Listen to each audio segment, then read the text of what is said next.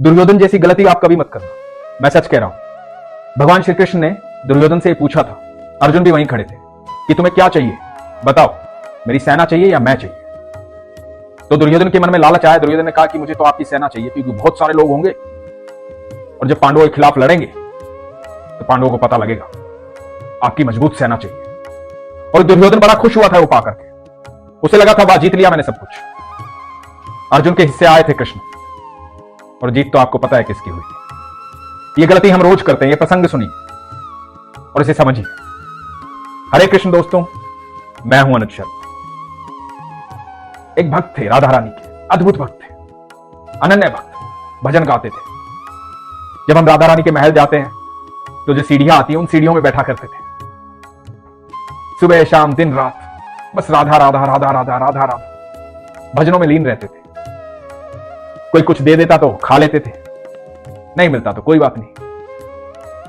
ब्रजदास अपनी भक्ति में लीन रहते थे और राधा रानी के पास आने वालों की तो भीड़ लगी रहती। एक दिन एक बड़े सेठ आए। बड़े सेठ ने देखा कि अलग ही भक्त है, कितने सुंदर भजन गाता है, लीन रहता है भक्ति में। जब मैं अंदर दर्शन करने गया था तब भी भजन गा रहा था, अभी बाहर आया हूं तब भी भजन गा रहा। किसी से भिक्षा भी नहीं मांग रहा, किसी से कुछ चाह भी नहीं रहा है, सुंदर भजन गा रहा है, सच्चा भक्त है राधा रानी का। तो सेठ ने ब्रजदास को 100 रुपए दिए। बात बहुत पुरानी है, उस समय के 100 रुपए लाख रुपए के बराबर होते थे। 100 रुपए दिए, ब्रजदास की आंखें खुली। ब्रजदास ने 100 रुपए का नोट लेकर के माथे से लगाया। सेठ भी मुस्कुराते हुए चले गए। अब ब्रजदास ने सोचा कि 100 रुपए का नोट मैं पहली बार देख रहा हूं, जीवन में इतना बड़ा नोट तो देखा ही नहीं, इतने सारे पैसे तो एक साथ देखे ही नहीं, और कोई सेठ मुझे देकर चला गया। ये तो बड़े कमाल की बात है, क्या करूंगा इस 100 रुपए का। इससे पहले कभी पैसे से कोई वास्ता ही नहीं था, भोजन मिल ही जाता था, भजन और भोजन, बस यही था जीवन। अब 100 रुपए का नोट आ गया, भजन तो वहीं टूट गया जहां 100 रुपए का नोट आ गया, भोजन की चिंता रही नहीं। सोचने लगे क्या करूंगा, वहां से अपना झोला उठाया, वहां से नीचे उतरने लगे, सोचते रहे क्या करूंगा। मन में आया कि 50 रुपए से खाता खुलवा लेता हूं बैंक, और बाकी 50 रुपए में नए वस्त्र खरीदूंगा, अच्छा भोजन खाऊंगा, मर्जी के होटल में जाऊंगा, वहां भोजन खाऊंगा, बढ़िया खाना खाऊंगा, बहुत सारे पकवान खाने हैं। बहुत सारी इच्छाएं थी जो उस 50 रुपए में पूरी होनी थी, और 50 रुपए बैंक में जमा होने थे। उन इच्छाओं के बीच में उलझे उलझे उलझे उलझे सारा दिन हो गया, रात्रि बीत गई। रहना सोना कहां था, वहीं सीढ़ियों से नीचे, क्योंकि अब तक तो राधा रानी की सेवा की थी, राधा रानी का नाम ही जपा था और कुछ किया ही नहीं था। आश्रय की कभी आवश्यकता महसूस ही नहीं की थी, क्योंकि महारानी के महल में रहते थे, राधा रानी के महल में रहते थे, अपने ऊपर हमेशा राधा रानी की छत्र छाया महसूस करते थे। लेकिन कल दोपहर से लेकर के पूरा दिन और आज पूरी रात बीत गई। उस 100 रुपए ने बड़ा परेशान किया ब्रजदास जी को। इतने परेशान हो गए कि समझ में कुछ नहीं आ रहा था, सारी रात नींद भी नहीं आई।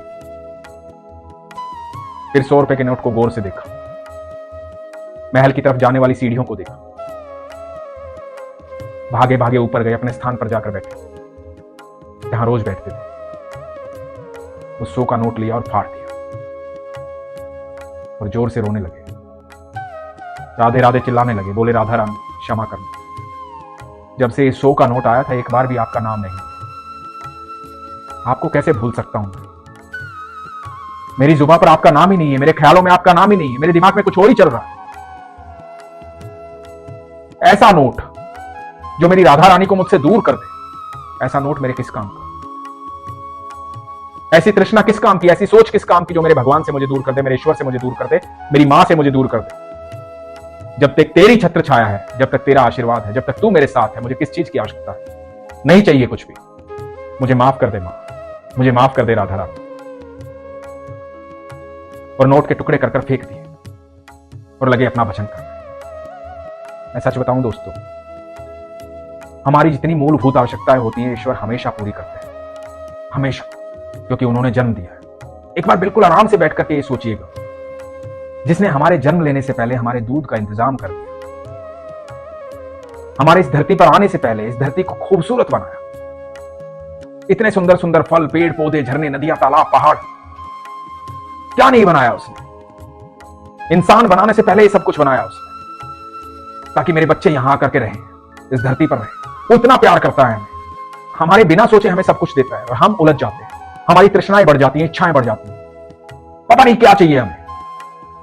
और दुनिया में, इस धरती पर ऐसा कुछ भी नहीं है ईश्वर के नाम के अलावा जिससे आपका पेट भर सकता है, जिससे आपकी तृष्णा भर सकती है। चाहे कुछ भी मिल जाए आपको, आपकी तृष्णा बाकी रहेगी, आपकी इच्छा बाकी रहेगी। चाहे कुछ भी मिल जाए, तृष्णा कब खत्म होगी? जब आपको ईश्वर मिल जाएंगे, उनकी भक्ति मिल जाएगी, तब तृष्णा खत्म होगी। भटक रहे हैं इधर से उधर, अपनी इच्छाओं का बोझ अपने कंधों पर ढो रहे हैं, इतना ढो रहे हैं कि कमर झुक गई है।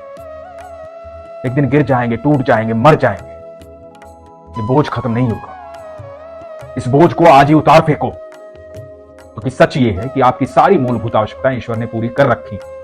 जिन चीजों में आप उलझे हुए हो, वो चीजें आपकी तृष्णा है, आपकी इच्छा है। उनको कंट्रोल करो। इच्छाएं सिर्फ आपके आनंद के लिए होनी चाहिए, इसलिए नहीं कि इच्छाएं आपका आनंद लेने लग जाएं और आप परेशान हो जाएं, आप दुखी हो जाएं। अपने ईश्वर को याद करो, अपने पिता को याद करो। वो बहुत बड़ा दाता है। हमारे पात्र इतने छोटे छोटे से हैं, इतने छोटे छोटे से, क्या मांगेंगे हम उनसे? वो इतना दे सकता है जिसकी कल्पना भी नहीं कर सकते हैं। इतना दे सकता है। छोटी छोटी इच्छाओं के लिए मरे जा रहे हैं। क्यों? किस लिए? खुश रहो, आनंद में रहो, इन इच्छाओं को मार दो। सच कह रहा हूं, नहीं तो इच्छाएं तुम्हारा भोग करेंगी, तुम इच्छाओं का भोग नहीं करोगे। इस सफर का आनंद लो, अपने ईश्वर पर विश्वास रखो। सच कह रहा हूं, वो किसी चीज की कमी नहीं होने देगा। इसलिए हमेशा कहता हूं, अपने विश्वास को मजबूत रखो, अपना ख्याल रखो। हरे कृष्ण।